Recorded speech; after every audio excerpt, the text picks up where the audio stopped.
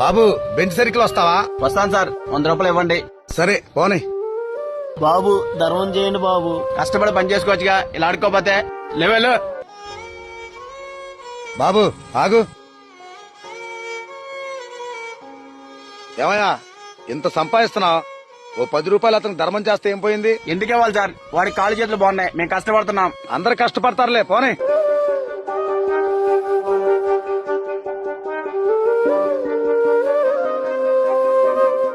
రూపాయలు చిల్లరలేదు సార్. నువ్వు కష్టపడతా అన్నావుగా, వెళ్ళి చిల్లర తీసుకొచ్చి నా 100 రూపాయలు నాకు ఇవ్వు. తమ్ముడు సారీ తమ్ముడు, చిల్లర నా దగ్గర ఉంది. నువ్వు చెప్పిందే కరెక్ట్ తమ్ముడు. కాళ్ళు చేతులు ఉన్నా లేకపోయినా నీలా ఆత్మవిశ్వాసంతో కష్టపడి పని చేసుకోవాలి.